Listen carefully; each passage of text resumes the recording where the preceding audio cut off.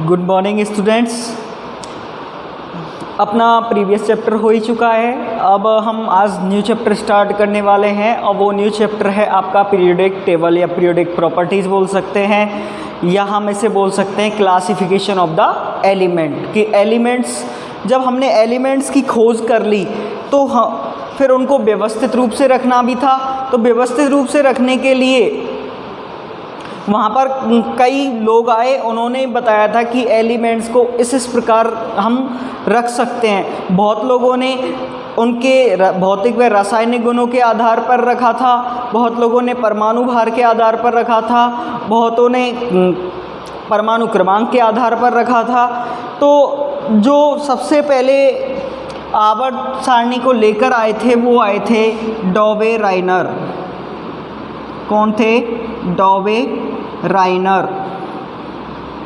Second कौन थे आपके? सेकंड थे आपके जिन्होंने वृत्ताकार सारणी दी थी, चेनको टायरम। क्या नाम था इनका? या इनको चेनको टोएम बोलते थे। चेनको टोएम। इन्होंने क्या दी थी? वृत्ताकार सारणी दी थी। थर्ड आपके आए थे न्यूलैंड्स।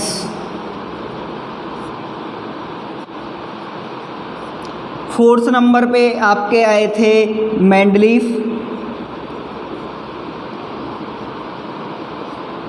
इनके साथ में ही थे लूथर मेयर।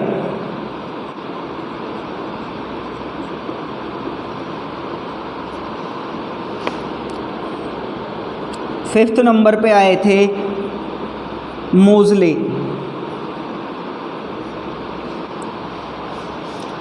ये आपके 5 रसायनज्ञ आए थे, केमिस्ट आए थे, जिन्होंने आवर्त सारणी को बताया था, मतलब तत्वों के वर्गीकरण को बताया था।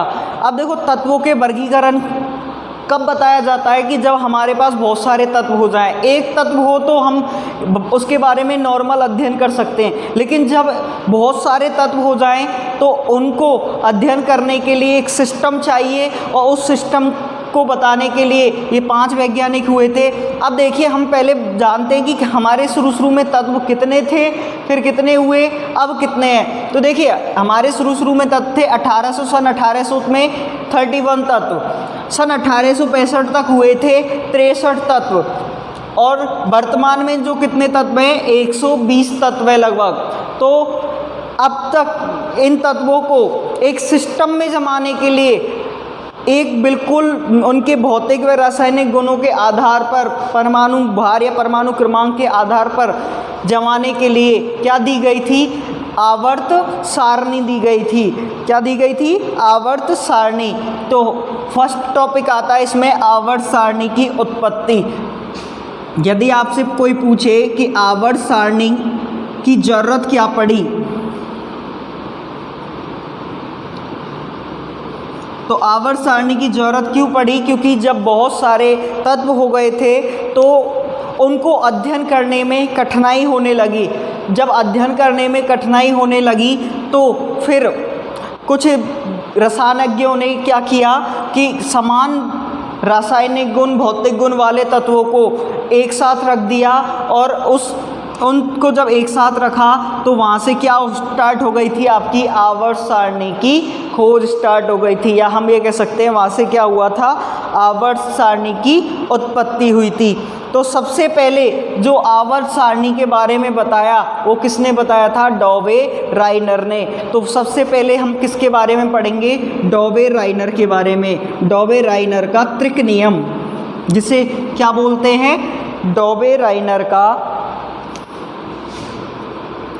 त्रिक नियम।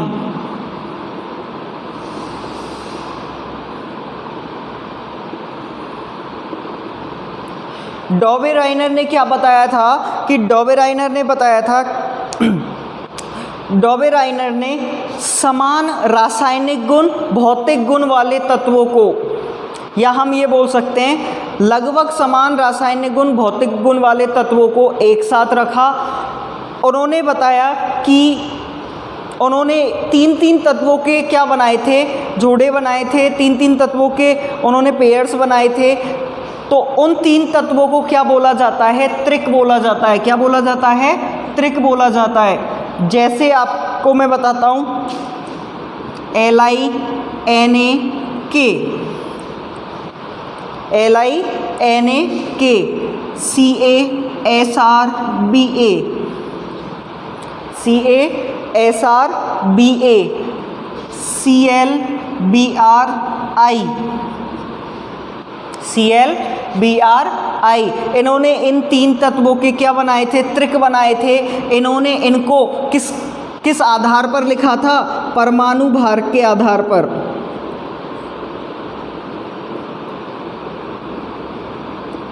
किसके आधार पर लिखा था, परमाणु भार के आधार पर। उन्होंने क्या बताया कि प्रत्येक त्रिक के बीच वाले तत्व का परमाणु भार ऊपर व नीचे वाले तत्वों के परमाणु भार का क्या होता है, औसत होता है। मतलब यहाँ पर जो Na का परमाणु भार है वो Li और K के परमाणु भार का क्या होगा, लगभग औसत होगा। मतलब इसका परमाणु भार इसके औसत के बराबर होगा। जैसे इसका परमाणु भार होता है 7, इसका होता है 23 और इसका होता है 39। तो Li और K यहाँ पर ये देखो, Li का परमाणु भार क्या होता है 7, K का परमाणु भार 39। इन दोनों का औसत निकालेंगे तो 2 से क्या कर देंगे, भाग दे देंगे। क्या हो जाएगा, 46/2 बराबर 23। ये तो क्या आ गया, एग्जैक्ट सेम आ गया। तो डॉबे-राइनर ने क्या बताया था कि प्रत्येक तत्व में बीच वाले तत्व का परमाणु भार बचे हुए दोनों तत्वों के औसत परमाणु भार के लगभग समान होता है। ये बात डॉबे-राइनर बोली थी। अब इसी बात को हम लिखेंगे और यही डॉबे-राइनर का क्या होता है, त्रिक नियम होता है। यही क्या होता है, डॉबे-राइनर का त्रिक नियम होता है। तथा डॉबे-राइनर ने दूसरी बात क्या बताई थी कि बीच वाले तत्व के गुणधर्म, बीच वाले तत्व के गुणधर्म ऊपर व नीचे वाले तत्वों के गुणधर्म के मध्य पाए गए। मतलब इसके रासायनिक और भौतिक गुण इन दोनों से मैच तो करते हैं, और मैच कितने करते हैं कि इससे तो ज़्यादा होंगे और इससे कम होंगे, मतलब मध्य में पाए गए। तो इसको क्या बोला इसने, त्रिक बोला। इस पूरे तीन एलिमेंट्स के पेयर को क्या बोला इसने, त्रिक बोला। ऐसे ही सेम कैल्शियम, स्ट्रोंशियम और बेरियम, CaSr और Ba, इनके लिए भी इसने यही बताया। इसने क्या बोला था, इसका परमाणु भार कितना होता है, इसका परमाणु भार होता है कैल्शियम का 40, स्ट्रोंशियम का 88, बेरियम का 137। ये परमाणु भार होता है। मैंने ध्यान रखना, डॉबे-राइनर के त्रिक नियम में एक बात बोली है कि जो बीच वाले तत्व का परमाणु भार होगा वो बचे हुए या शेष दोनों तत्वों के परमाणु भार के औसत का लगभग समान होगा। मैंने एग्जैक्ट नहीं बोला है, लगभग, क्योंकि आप यहाँ तो बोलोगे सर कि यहाँ पर तो बिल्कुल एग्जैक्ट आ गया, लेकिन यहाँ पर तो आ ही नहीं रहा। मैंने बोला है लगभग समान, ना कि एग्जैक्ट समान। ठीक है, नेक्स्ट सेम ऐसे ही यहाँ पर क्लोरीन का क्या भार होता है 35.5, इसका क्या भार होता है, ब्रोमीन का 80, इसका क्या भार होता है 127। और डॉबे-राइनर का जो त्रिक नियम था सिर्फ वो 3 ही त्रिक बना पाया। कितने त्रिक बना पाया, 3 ही त्रिक बना पाया। इस प्रकार इसका जो त्रिक नियम था ज़्यादा आगे नहीं बढ़ सका।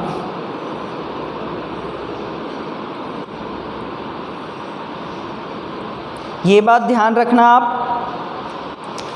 तो अब हम इसके बारे में मैंने क्या बताया डॉबे-राइनर के त्रिक नियम के बारे में, कि सबसे पहले इसने क्या किया था, तत्वों के क्लासिफिकेशन को बताया था, तत्वों के वर्गीकरण को बताया था। तत्वों के वर्गीकरण में इन्होंने क्या किया था, इन्होंने भौतिक व रासायनिक गुणों के आधार पर तीन तीन तत्वों के समूह बनाए थे। इन तीन तत्वों के समूह को क्या बोला गया था, त्रिक बोला गया था। और इन तीन तत्वों के समूह को परमाणु भार के आधार पर लिखा था। इन्होंने क्या बताया था कि मध्य वाले तत्व का परमाणु भार शेष दो तत्वों के परमाणु भार का क्या होता है, लगभग औसत होता है। लगभग बोला है, एग्जैक्ट नहीं बोला है। तो इनके जो त्रिक बने थे वो सिर्फ तीन ही समूह बने थे, तीन ही त्रिक बन पाए थे, इससे आगे ये आगे नहीं बता पाए। तो इनका जो त्रिक नियम है सिर्फ इन तीन ही ग्रुप पर क्या होता है, लागू होता है। ये बात समझ में आ गई। तो देखिए अब इसके आपसे कोई पूछे तो दो क्या होंगे, पोस्टुलेट होंगे, दो अवधारणाएं होंगी। आप क्या लिखोगे, पहली तो कि मध्य वाले तत्व का जो मध्य तत्व का परमाणु भार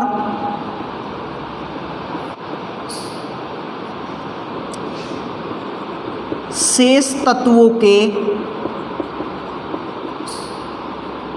परमाणु भार का लगभग औसत होता है।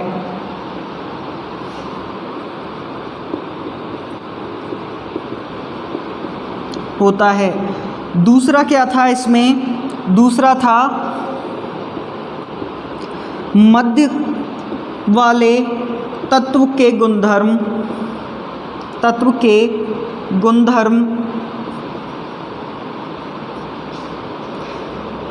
शेष दोनों तत्व के मध्य में आते हैं।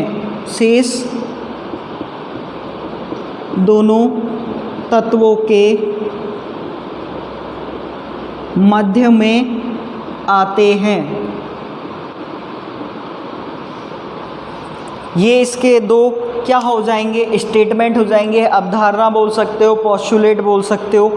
तो जो डॉवेराइनर के सिर्फ तीन ही त्रिक बने थे तो इसलिए इसे एक मात्र संयोग मानकर क्या कर दिया गया था, छोड़ दिया गया था। क्या कर दिया गया था, छोड़ दिया गया था।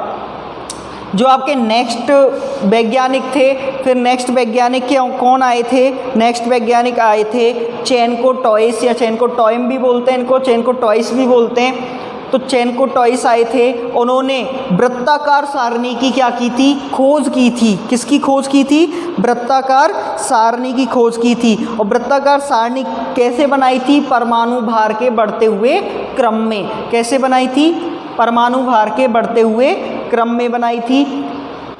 और उन्होंने क्या किया कि गुणधर्मों की पुनरावृत्ति को दर्शाया। गुणधर्मों की क्या बताया, पुनरावृत्ति होती है, इसको दर्शाया। लेकिन यह जो आवर्त सारणी थी, यह आवर्त सारणी भी पूरी तरह सक्सेसफुल नहीं रही। तो नेक्स्ट आपके कौन आए थे, पहले डॉवेराइनर थे, दूसरे कौन थे, चेनको टॉयस, या चेनको टॉयम भी बोलते हैं इनको, चेनको टॉयस भी बोलते हैं, कहीं कहीं चेनको टॉयम भी बोलते हैं। चेनको टॉयस ने कैसी आवर्त सारणी दी थी, वृत्ताकार आवर्त सारणी। आवर्त सारणी किस आधार पर बनाई थी, परमाणु भार के बढ़ते हुए क्रम में। परमाणु भार के बढ़ते हुए क्रम में बनाई थी। यदि थर्ड आपसे पूछे इसमें पॉइंट, तो इन्होंने क्या बताया था, तत्वों की गुणधर्मों की पुनरावृत्ति को बताया था। तत्वों के गुणधर्म की पुनरावृत्ति को बताया।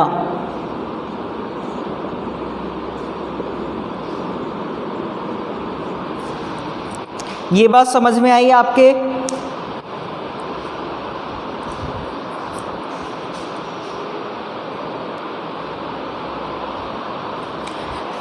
देखिए दो प्रकार की हमने आवर्त सारणियों के, क्या मैम 15 मिनट तो लगेंगे। हाँ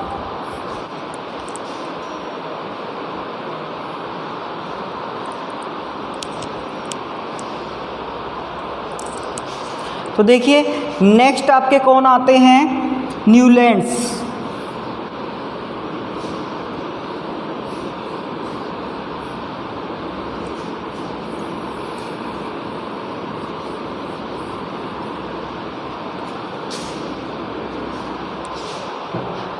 अब हम पढ़ेंगे न्यूलैंड्स का अष्टक नियम।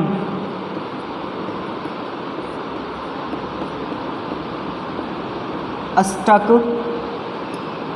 नियम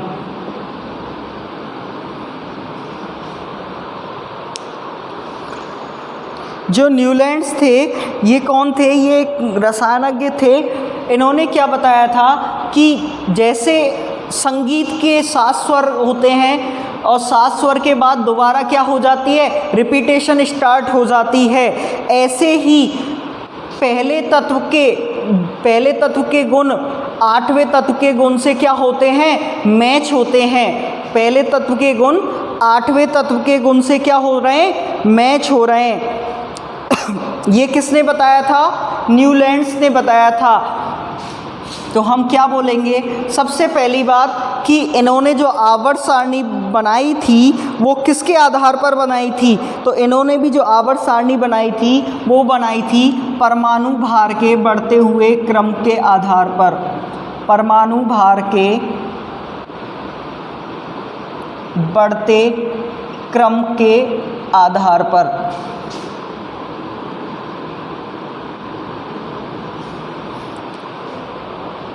इन्होंने क्या बताया था कि प्रथम तत्व के गुणधर्म 8वें तत्व के गुणधर्म के 8वें तत्व के गुणधर्म के समान होते हैं। समान होते हैं। जैसे संगीत के 7 स्वरों के बाद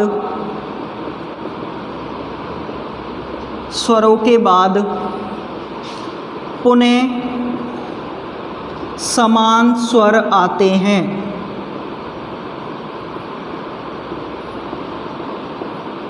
जैसे आपने देखा होगा संगीत में 7 स्वर होते हैं, सा रे गा मा पा धा नी।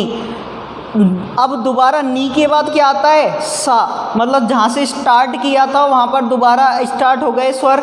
ऐसे ही जो न्यूलैंड्स का अष्टक नियम था उसने भी क्या बताया था कि प्रथम तत्व के गुण 8वें तत्व के गुणधर्म बिल्कुल क्या होंगे? समान होंगे। उनमें कोई भी अंतर नहीं होगा। और जो ये न्यूलैंड्स का अष्टक नियम था ये केवल कैल्शियम तक ही लागू हो सका। कैल्शियम तक ही लागू हो सका। कहाँ तक लागू हो सका? कैल्शियम तक ही लागू हो सका। और कहाँ से स्टार्ट हुआ था? ये स्टार्ट हुआ था Li से, या हम ये लिख सकते हैं ये केवल Li से कैल्शियम तक ही लागू हो सका। तो Li से जब लिखना स्टार्ट करेंगे तो क्या आएगा? सबसे पहले Li, Be, boron, carbon, nitrogen, oxygen, fluorine. Nitrogen, oxygen, fluorine. अब देखिए यहाँ पर कितने तत्व हो गए? 1 2 3 4 5 6 7। अब इसके बाद दोबारा क्या हो जाएगा? जब तत्वों के गुणधर्म समान हो जाएंगे तो वो उन्हें एक ही क्या रख देगा? एक ही कॉलम में रख देगा। तो Li के बाद फिर यहाँ पर क्या आ जाएगा? Na।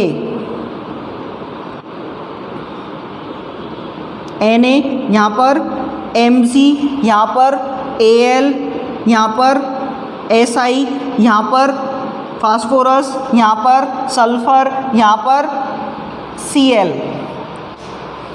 फिर ये दोबारा 7 तत्व हो गए। 7 तत्वों के बाद फिर दोबारा आपको पता है प्रथम तत्व और 7वें तत्व के गुणधर्म समान हैं। तो ये प्रथम तत्व और ये 8वां तत्व, इनके गुणधर्म समान हैं। यहाँ से प्रथम तत्व और इससे आगे चलेंगे तो 8वां तत्व, उसके भी गुणधर्म क्या होंगे? समान होंगे। तो Cl के बाद क्या आएगा? K, पोटेशियम, उसके बाद Ca। तो ये जो न्यूलैंड्स का अष्टक नियम था केवल कहाँ तक लागू हुआ था? Ca तक। इससे आगे ये अष्टक नियम लागू नहीं हुआ। तो उसने क्या बताया था? जो ये आपकी न्यूलैंड्स की आवर्त सारणी बननी है इसमें एक ही ग्रुप में आने वाले तत्वों के भौतिक एवं रासायनिक गुण क्या होते हैं? समान होते हैं। मतलब कि LiNa इनके भौतिक व रासायनिक गुण क्या होंगे? समान होंगे। BeMgCa इनके भौतिक व रासायनिक गुण क्या होंगे? समान होंगे। बोरॉन और एल्युमिनियम के रासायनिक गुण क्या होंगे? समान होंगे। कार्बन और सिलिकॉन इसके भी भौतिक व रासायनिक गुण क्या हो जाएंगे? समान हो जाएंगे। नाइट्रोजन फॉस्फोरस के भौतिक रासायनिक गुण, और ऐसे ही सेम ऑक्सीजन और सल्फर के, इधर फ्लोरीन और क्लोरीन के जो भौतिक व रासायनिक गुण है वो क्या हो जाएंगे? समान हो जाएंगे। आपको याद रखने की इनके आपकी बुक में परमाणु भार भी नीचे लिखे हुए हैं, लेकिन याद रखने की कोई इतनी आवश्यकता नहीं है। अब देखो जो ये सारणी बनी है, हमने सारणी को इस प्रकार बनाया है। जब सारणी को इस प्रकार बनाया है तो ये परमाणु भार के क्या हैं? बढ़ते हुए क्रम में हैं। तो जो हमने न्यूलैंड्स का अष्टक नियम है, सबसे पहले यही बात याद रखनी है, किसके आधार पर बनाएं? परमाणु भार के बढ़ते हुए क्रम के आधार पर बनाएं। इसने क्या बताया था कि प्रथम तत्व के गुणधर्म 8वें तत्व के गुणधर्म के समान होते हैं। जैसे संगीत के 7 स्वरों के बाद पुनः समान स्वर आते हैं। जैसे मैंने बताया था सा रे गा मा पा धा नी, दोबारा क्या आएगा? सा आएगा। ऐसे ही यहाँ पर प्रथम तत्व 7 तत्वों के बाद जो 8वां तत्व होगा उसके गुणधर्म और पहले तत्व के गुणधर्म दोनों के क्या होंगे? समान होंगे गुणधर्म। और ये लागू कहाँ तक हुआ था? सिर्फ लिथियम से लेके कैल्शियम तक लागू हुआ था, आगे लागू नहीं हो पाया। ये बात समझ में आ गई आपको? और देखिए जब इसने इस प्रकार ये सारणी बना ली थी तो इसको डेवी अवार्ड मिला था। कौन सा अवार्ड मिला था? रॉयल सोसाइटी, लंदन की रॉयल सोसाइटी है, उसने इनको क्या दिया था? Davy award. लंदन की रॉयल सोसाइटी ने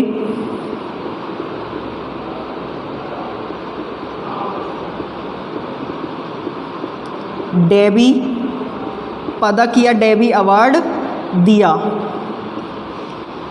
ये आपके क्या है? न्यूलैंड्स का अष्टक नियम। अब तक हमने 3 आवर्त सारणी की टाइप पढ़े थे, डॉवेराइनर, उसके बाद चैनकोटॉइस, उसके बाद न्यूलैंड्स का अष्टक नियम।